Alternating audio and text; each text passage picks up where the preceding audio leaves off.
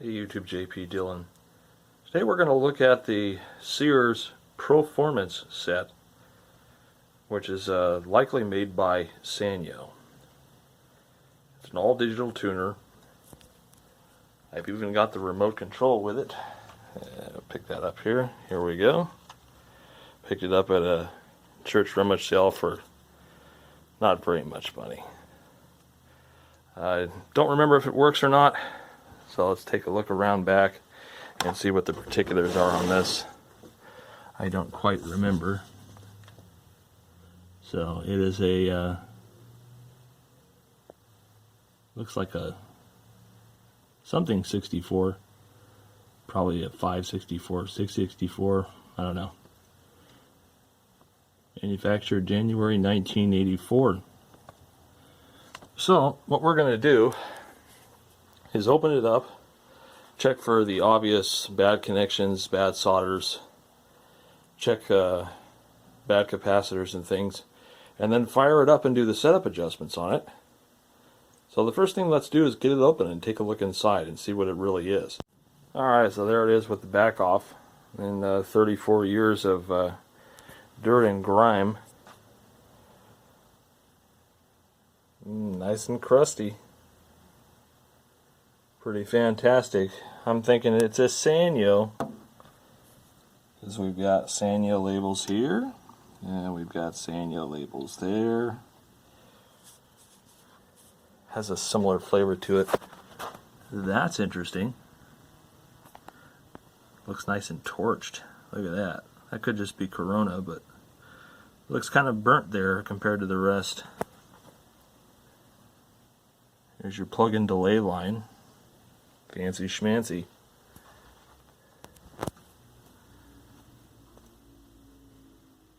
Flyback, vertical output IC, so it looks kind of primitive there. Combination transistors and IC. Interesting. Never seen that before, but then again I haven't seen many of these sets. All digital tuner.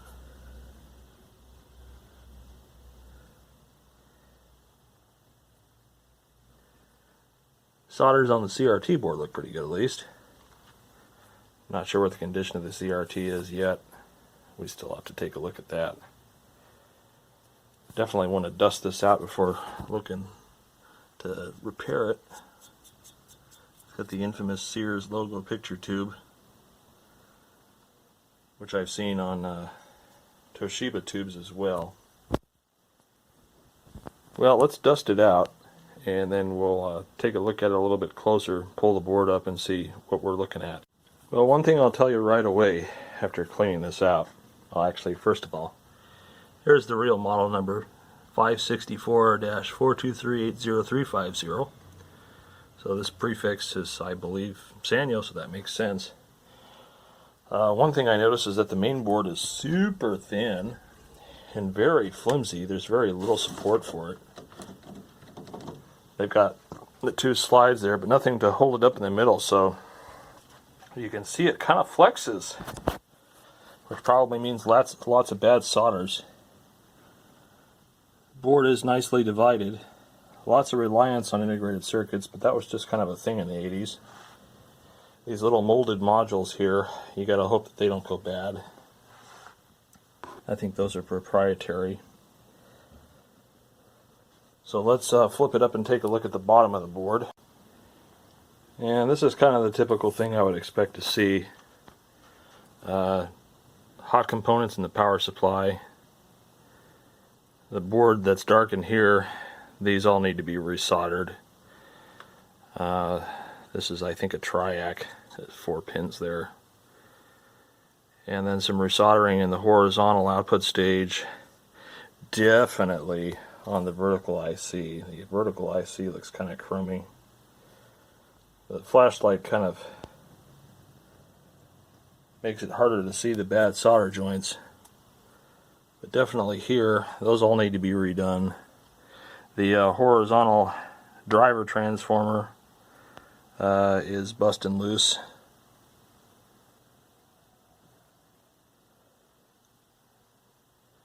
There's little cracks around the solder there. So all of this really needs to be taken care of.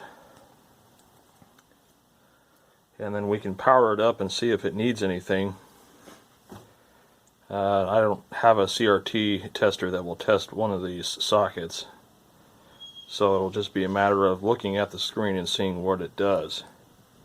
So the next thing to do is to get this thing on the bench and start soldering all the bad connections and go over it real carefully and then go from there. Alright, so here we are. We're going to try this layout. Let's see if I can position the camera a little bit better so that you can kind of see the board. And we're going to focus on the darkened areas here, which are all spots that run really hot. And there's also a couple of things over here, some driver transistors and things. But mainly the focus of soldering, the focus of resoldering is usually in the power supply, drive circuits, anything that generates a lot of current heat. And if you want to be really thorough, you can actually, using a magnifier, you can look down in there and see where all the bad solder joints may be. And if you can't see well enough there are these fancy little illuminated magnifiers. Something like this, the illuminated loop LED magnifier, which works pretty good. So I'm going to just start resoldering these things, touch up all the connections, and then we can see what else this thing needs. It's nice that you've got a service position like this that kind of easily gets to everything. You have these big power resistors, which almost always break free.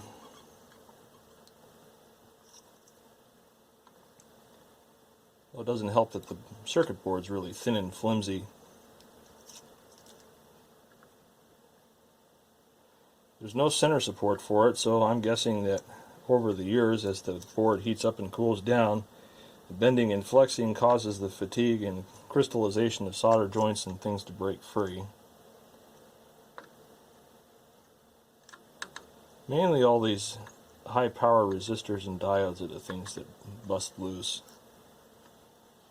That's no exception here. See if I can move this down a little bit more into frame here. There we go.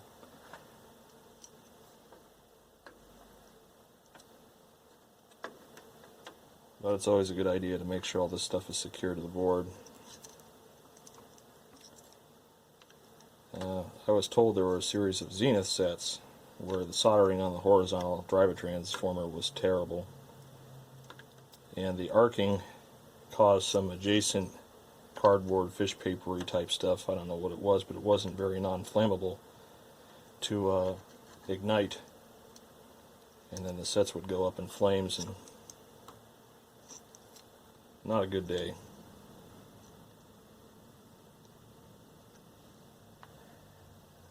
Okay, let's see. So the power supply section looks much better now. There's one here that looks a little questionable. We'll redo that.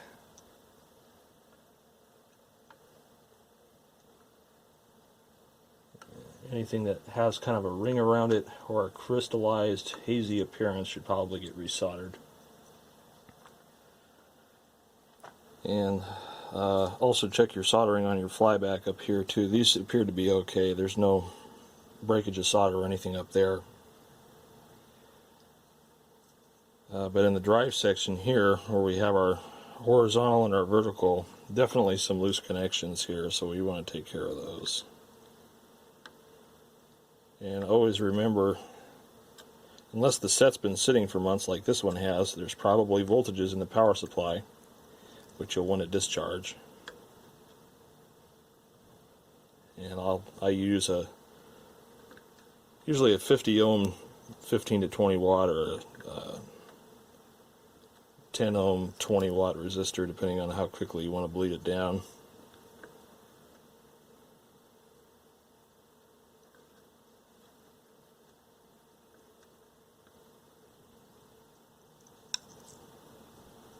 horizontal output transistor here is starting to break free. That would have been a laugh riot if I powered that up and that had failed.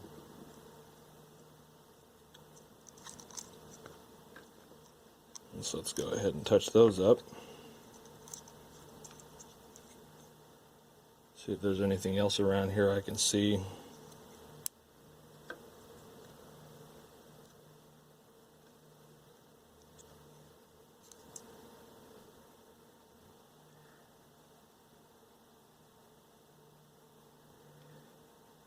There's a good one, R412. That one's almost about ready to come loose there. It's probably a dropping resistor from a power supply feed line.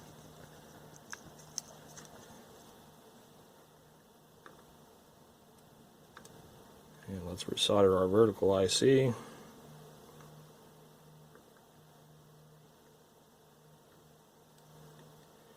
You want to use a really hot iron so you're not on the pins for very long, because you can injure the IC by heating the pins too much. So we're going to take a break from that and resolder a couple more things adjacent that are looking kind of shoddy.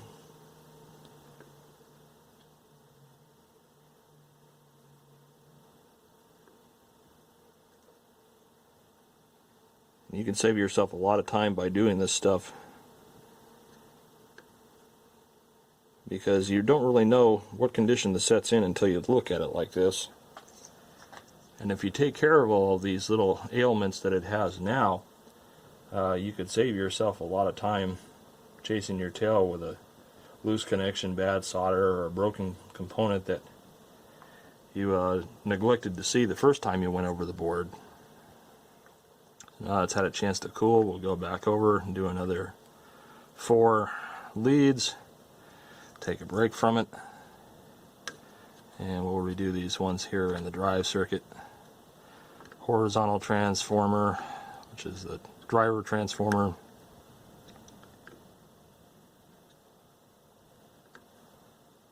Sorry if my stuff's getting in the way there. Trying to do it this way so you can see what's happening.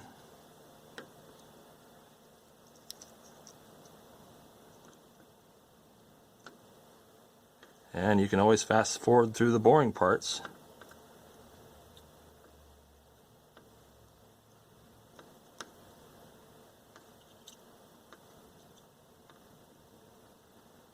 Okay, let's do the last ones on the vertical now that it's cooled off a little.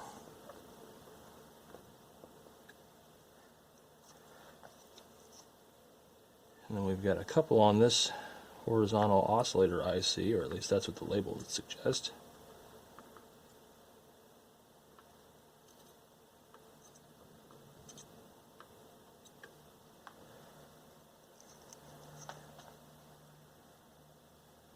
Since these controls at the bottom here are just supported by the board, it's a good idea to take a look at them.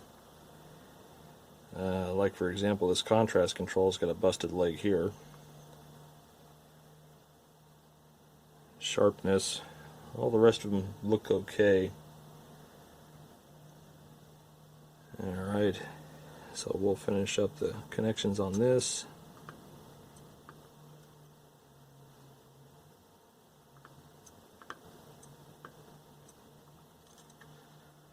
Okie dokie. Couple of things here at the edge of the board where the vertical oscillator is.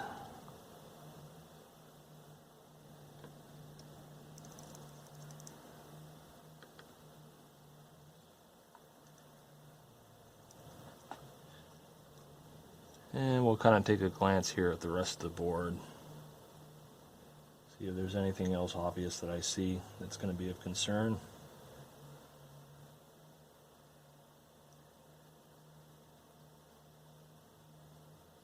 So far, so good.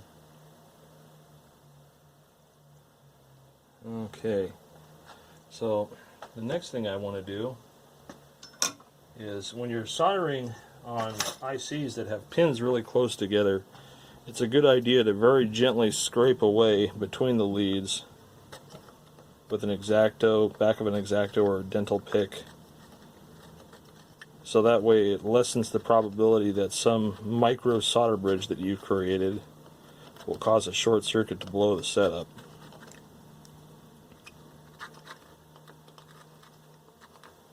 And you don't want to use the sharp side, you use the blunt side of it.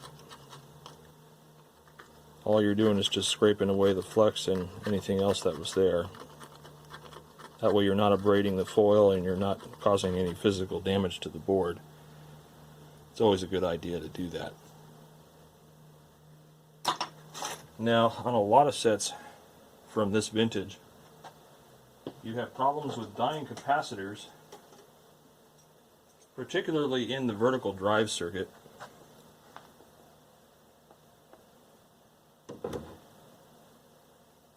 And so what I'm going to do very briefly here, I'm going to reposition the camera a little bit and the set ever so slightly. I'm going to see if I can catch the ESR meter in frame as I check these.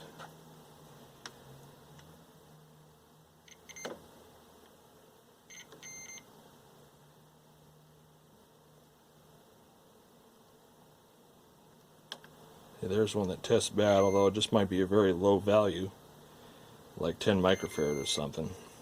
So let's put a little mark on that so I remember it. 423.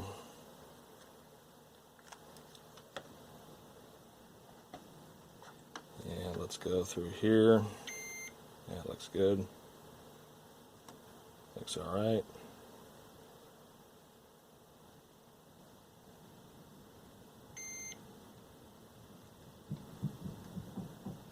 Yeah, it's okay. If that's a 1 microfarad, that's about normal. So we'll put a mark on that too and just check that. Not a lot of bad ones though, which is that's good. And then let's take a look at our power supply.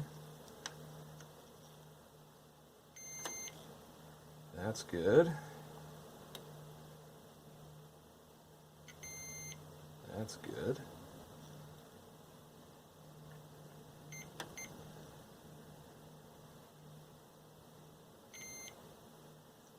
Okay.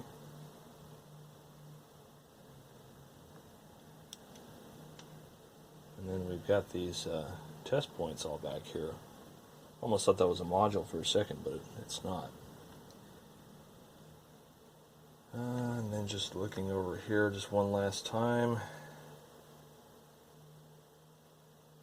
Doesn't look like there's any obvious things that are busted loose here. A couple more caps in the drive section. But it looks good. We're going to check these two capacitors here that I marked, this 423 and 454, and just see what values they are. Because sometimes if it reads low, it's because it's a low microfarad at a high voltage value.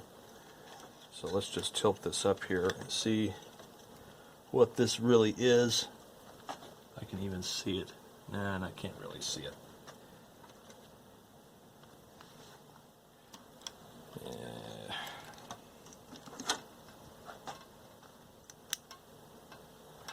Get some light on it maybe. It is a 1 microfarad at 160 volts. Okay, so that's about normal. That's what I'd expect to see on that. And then this one over here, which looked like it tested like a 1 microfarad, is a 1 microfarad. So, okay. That's good. So before we put this thing all back together, am I missing a knob? Yeah, I've got sharpness, hold, brightness, and then I've got this color control here without a knob on it. Must have fallen off when I took it out. Well, at any rate, the next thing to do is I want to de-aux these controls here, because I got it apart. Might as well support the board a little bit here. Dust this off. And we'll just spray some contact cleaner down in here. Work these controls a bunch.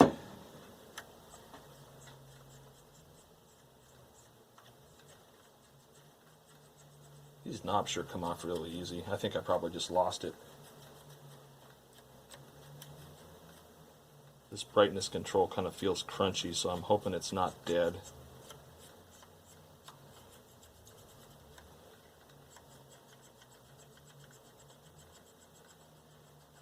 You can almost see the amount of arc in the bend of the board from it sitting unsupported for so long.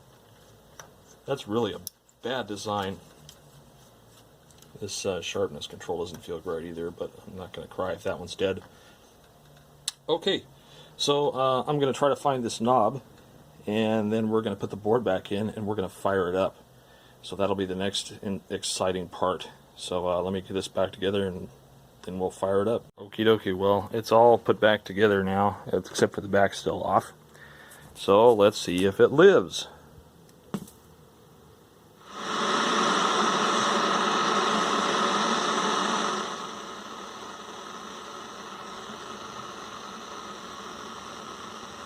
Cool. Got some kind of on-screen display thing. It's pretty bright. Let's turn the brightness down a little. It's not doing squat. OBC. Nope.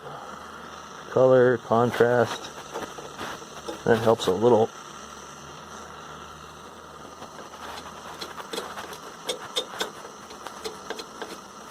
Alrighty, well, we have snow at least. Let's get a signal on it. Well, we have a picture. Looks okay, I guess. Black and white. Let's see here. Ooh, that brightness control's touchy. These don't appear to be seated properly either. Let's see if I can reseat the controls any. Yeah, reseating the controls kind of ticks it off. Definitely feels like it's either bad pots or pots are broken loose.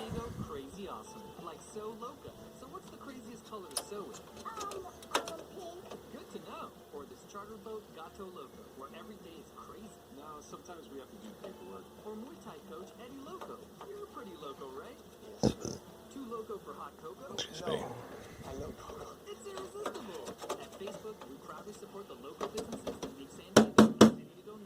Yeah, definitely the pots are ticked off.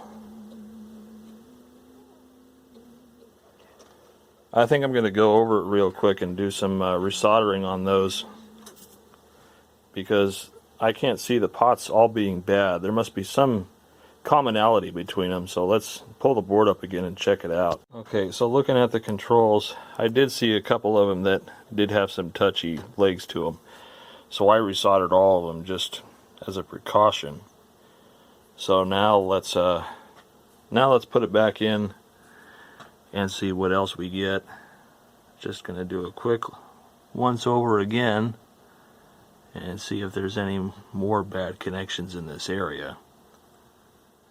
Or it could just be that they're crummy pots, but it's really rare that all of them go bad at the same time. So let's put it back together and see. Okay, well, I think these pots really are just that crummy. I sprayed them with some more contact cleaner, but that didn't really change anything all that much. Also, the contrast control is like non-existent. It's either on or off. So this is kind of a beater. You can kind of sort of get it close to looking good. And then let's see if we can get the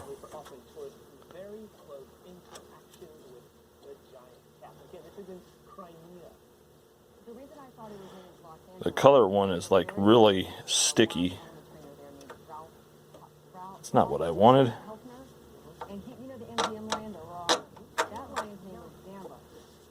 Which one's the color one? That's what I had. I thought I had that one. Tint. Anybody?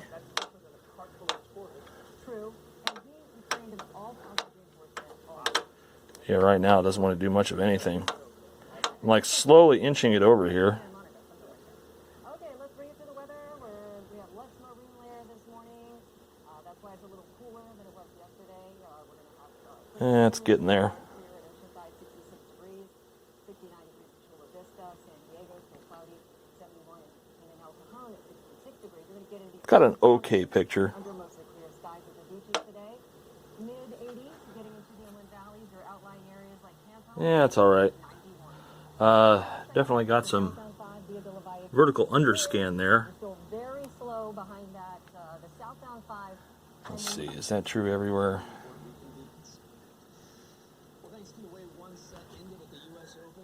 I'm just going to leave the brightness control at midpoint and adjust the screen controls a little bit, because it's either like full blast or non-existent. Same with that contrast control. And if we go back here on the board that tells you where everything is, let's see, I can zoom in a little bit here. Yeah, it's not easy to see there. They do have an APC control or a sub-contrast control.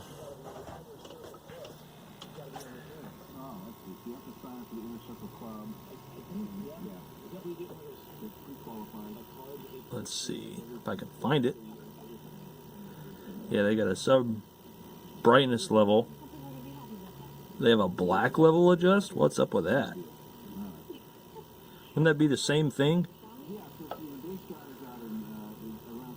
Yeah, all those I can't believe all those pots are just so cruddy. It's a really hard one for me to believe. So, I'm going to see if I can get some non-metallic tools.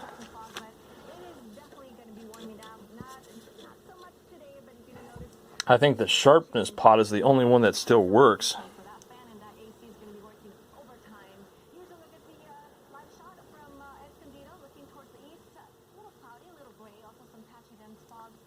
I mean, the focus is good, convergence is good. It's a little lacking in height, but that's not a big deal. But man, those pots are just all trash. You really got to tweak it to get it right. Let's see, is this the one that I want? This might be. I'm going to see if I can reach behind here and tweak the vertical and the like. Excuse me for just a moment. I don't electrocute myself. The mountains also warming up just a bit, 85. The desert's 104 degrees. And here's what we're going to expect for the next few days. Some big changes. Nope, that tool doesn't work. I need something fatter. Alright, so I don't kill myself, I'm going to stop this for a moment and tweak the vertical and the brightness, and then I think we're going to call this one a day, because all those controls are just so bad. And yeah, I mean, I could take hours of my time away and figure out what fixed resistor values I could put in there to make it all work, but right now it looks okay. So I think this one will just, I mean, it has a nice picture. I think I'll just use this as my beater for an hour, my test set. Alright, so I've kind of tweaked this thing the best that I can get it. The contrast control is very touchy, and I've got it to the point where it's still a little on the high side, but not unwatchable. You can see the whites are very bright. But there's really not much I can do with that short of replacing the pot, and it's just not worth my time. I mean, it was a beater set. I am curious about the remote though, so we will check that. And you can see that the previous person that owned this, the buttons had fallen off and they'd used tape to hold them up, clear tape, which isn't a bad idea. I think there's supposed to be a readout here, but there's no signs of life there. And then you've got a light sensor, which actually kind of sort of works. But I think that's if you turn the APC on, which is this thing. Yeah, that does work. So I guess leave that on. It doesn't really affect the color so much as it does the brightness and contrast. So we can tweak tweak it some more. But it's just like so touchy. You can see it's either on or off. So I'm just going to leave that one be. It looks okay. It's got nice color.